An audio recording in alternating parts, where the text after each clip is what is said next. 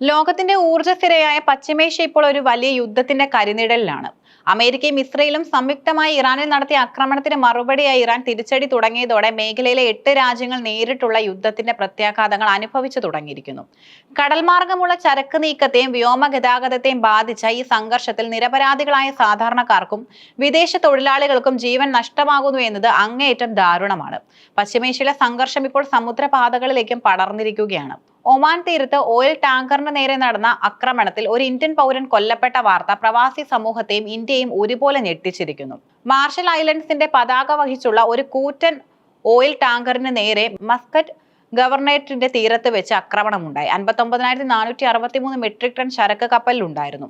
അത്യാധുനികമായ unmanned boat അഥവാ റിമോട്ടിലൂടെ നിയന്ത്രിക്കാവുന്ന സ്ഫോടക വസ്തുക്കൾ നിറച്ച ബോട്ടാണ് കപ്പലിൽ വന്നടിച്ചത്. കപ്പലിന്റെ പ്രധാന എഞ്ചിൻ റൂമിലാണ് സ്ഫോടനം നടന്നത്. ഇതേ തുടർന്നുണ്ടായ തീപിടുത്തത്തിൽ കപ്പലിലെ ജീവനക്കാരനായ ഒരു ഇന്ത്യൻ സ്വദേശി ദാരുണമായി കൊല്ലപ്പെട്ടു. ഇതേ സമയം തന്നെ MV സ്കൈലൈറ്റ്സ് എന്ന മറ്റൊരു കപ്പലിലെ 2 ഇന്ത്യൻ ജീവനക്കാരെ കാണാതായതും റിപ്പോർട്ടുണ്ട്. മേഖലയിലെ സംഘർഷം കടൽ കടന്നുള്ള ജോലിയിൽ ഏർപ്പെട്ടിരിക്കുന്ന സാധാരണക്കാരുടെ ജീവൻ എത്രത്തോളം ഭീഷണി ഉയർത്തുന്നു എന്നതിന്റെ തെളിവാണ് ഈ സംഭവം. ഈ യുദ്ധത്തിലെ ഏറ്റവും വേദനിപ്പിക്കുന്ന വാർത്ത വരുന്നത് ഇറാനിൽ നിന്നാണ്. ഇസ്രയേലും അമേരിക്കയും ചേർന്ന് ഇറാനിലെ 31 പ്രവേശികളിലായി നടത്തിയ വ്യോമാക്രമണത്തിൽ ഇതുവരെ 555ഓളം പേർ കൊല്ലപ്പെട്ടതായാണ് റെഡ് ക്രസന്റ് കണക്കാക്കുന്നത്. തെക്കുകിഴക്കൻ ഇറാനിലെ മിനാബ് നഗരത്തിൽ നടന്ന ബോംബ് ആക്രമണത്തിലാണ് ലോകത്തെ നടുക്കിയ ക്രൂരത അരങ്ങേറിയത്. ഇവിടെയുള്ള ഒരു പ്രൈമറി പെൺ പള്ളിക്കൂടത്തിന് നേരെ ഇസ്രായേൽ ബോംബുകൾ വർഷിച്ചു. ഈ ആക്രമണത്തിൽ 180ഓളം കൊച്ചുകുട്ടികൾ കൊല്ലപ്പെട്ടതായി ഇറാന്റെ ആരോഗ്യ മന്ത്രാലയം സ്ഥിരീകരിച്ചു. പിഞ്ചു കുഞ്ഞുങ്ങൾ ഇരകളാക്കപ്പെടുന്ന ഇത്തരം ക്രൂരതകൾക്കെതിരെ അന്താരാഷ്ട്ര തലത്തിൽ വലിയ പ്രതിഷേധം ഉയരുന്നുണ്ട്. തങ്ങളെ ആക്രമിച്ചവർക്ക് ശക്തമായ മറുപടി നൽകുമെന്ന് പ്രഖ്യാപിച്ച ഇറാൻ മേഖലയിലെ അമേരിക്കൻ സൈനിക താവളങ്ങളെയും ഇസ്രയേലിനെയും ലക്ഷ്യം വെച്ച് വൻതോതിലുള്ള മിസൈൽ ഡ്രോൺ ആക്രമണങ്ങൾ അഴിച്ചുവിട്ടു. Bahrain, Iraq, Jordan, Kuwait, Oman, Qatar, Saudi Arabia, UAE, Israel എന്നിങ്ങനെ 9 രാജ്യങ്ങളിലായി പടർന്നു കിടക്കുന്ന US താവളങ്ങൾക്ക് നേരെയാണ് ഇറാന്റെ ബാലിസ്റ്റിക് റവല്യൂഷണറി ഗാർഡ് കോർപ്സ് മിസൈലുകൾ തൊടുത്തുവിട്ടത്. സൈപ്രസിലെ ബ്രിട്ടീഷ് സൈനിക താവളത്തിന്റെ റൺവേയിൽ പോലും ഇറാന്റെ ഡ്രോൺ പതിച്ചത് യൂറോപ്യൻ രാജ്യങ്ങളെയും ആശങ്കയിലാക്കിയിട്ടുണ്ട്. യുദ്ധം ഇറാനും ഇസ്രയേലിനും ഇടയിൽ മാത്രം ഒതുങ്ങുന്നില്ല എന്നത് ഗൾഫ് രാജ്യങ്ങളിലെ പ്രവാസികളെ വലിയ രീതിയിൽ ബാധിക്കുന്നു. UAEയിലേക്ക് വന്ന 165 മിസൈലുകളിൽ ഭൂരിഭാഗവും പ്രതിരോധ സംവിധാനം വെടിവെച്ചിട്ടു. എങ്കിലും അവശിഷ്ടങ്ങൾ വീണ് അബുദാബിയിൽ ഒരു പാകിസ്ഥാൻ സ്വദേശിയും ഒരു ഏഷ്യൻ സ്വദേശിയും കൊല്ലപ്പെട്ടു.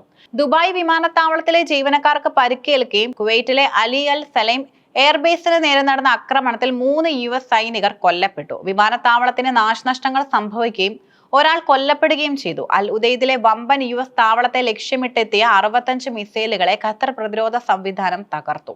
ഇതിന്റെ അവശിഷ്ടങ്ങൾ പതിച്ച് 16 പേർക്ക് പരിക്കേറ്റു. എണ്ണ ശുദ്ധീകരണ ശാലകളെയും സൈനിക താവളങ്ങളെയും ലക്ഷ്യമിട്ട് ഇറാന്റെ നീക്കങ്ങൾ ഉണ്ടായെങ്കിലും സൗദിയിൽ ഇതുവരെ നാശനഷ്ടങ്ങളോ മരണമോ റിപ്പോർട്ട് ചെയ്തിട്ടില്ല. ഇറാന്റെ ബാലിസ്റ്റിക് മിസൈലുകൾ ഇസ്രയേലിന്റെ ഹൃദയഭാഗങ്ങളിൽ വലിയ പ്രത്യാഘാതങ്ങളും സൃഷ്ടിച്ചു. ഞായറാഴ്ച സെൻട്രൽ ഇസ്രയേലിലെ ബെയ്ത്ത് ഷെമേഷിൽ നടന്ന ആക്രമണത്തിൽ 9 പേർ കൊല്ലപ്പെട്ടു. ടെല്ലവീവിൽ 40ഓളം കെട്ടിടങ്ങൾ തകർന്നു. കെട്ടിടങ്ങൾക്കിടയിൽ കുടുങ്ങിക്കിടക്കുന്നവർക്കായി രക്ഷാപ്രവർത്തകർ ഇപ്പോഴും തിരച്ചിൽ തുടരുകയാണ്. ഇസ്രയേൽ ലെബനനിൽ നടത്തിയ വ്യോമാക്രമണങ്ങളിൽ 31 പേർ കൊല്ലപ്പെട്ടതായും റിപ്പോർട്ടുകളുണ്ട്. പതിറ്റാണ്ടുകളായി മിഡിൽ ഈസ്റ്റിലെ അമേരിക്കയ്ക്ക് ശക്തമായ സൈനിക താവളങ്ങളുമുണ്ട്. Bahrain, Egypt, Iraq, Jordan, Kuwait, Qatar, Saudi Arabia, UAE എന്നീ 8 രാജ്യങ്ങളിലായി 19 കേന്ദ്രങ്ങളിൽ അമേരിക്കൻ സൈന്യമുണ്ട്.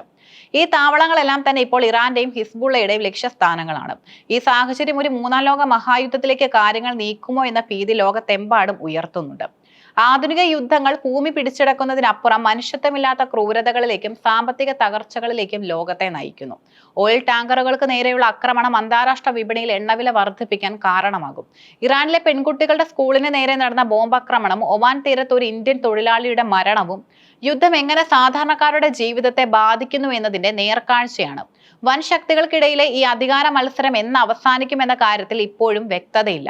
സമാധാനം പുനഃസ്ഥാപിക്കാനുള്ള അന്താരാഷ്ട്ര നീക്കങ്ങൾ എത്രയും വേഗം ഫലം കാണേണ്ടത് ഈ ഭൂപ്രദേശത്തിന്റെ മാത്രമല്ല, ലോകത്തിന്റെ തന്നെ നിലനിൽപ്പിന് അത്യന്താപേക്ഷിതമാണ്. പശ്ചിമേഷ്യയിൽ യുദ്ധം കൊടുമ്പിരി കൊണ്ടിരിക്കുമ്പോൾ ഗൾഫ് മേഖലയിൽ വസിക്കുന്ന ലക്ഷക്കണക്കിന് മലയാളികളുടെ സുരക്ഷ വലിയൊരു ചോദ്യചിഹ്നമായി മാറിയിരിക്കുന്നു.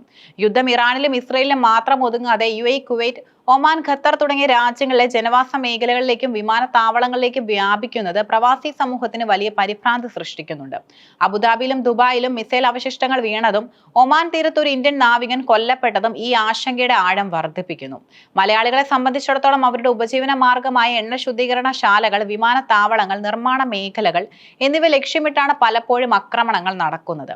വിമാന സർവീസുകൾ റദ്ദാക്കപ്പെടുന്നതും യാത്രാവിലക്കുകളും കാരണം അടിയന്തര സാഹചര്യങ്ങളിൽ പോലും നാട്ടിലേക്ക് മടങ്ങാൻ കഴിയാത്ത അവസ്ഥ പലർക്കുമുണ്ട്.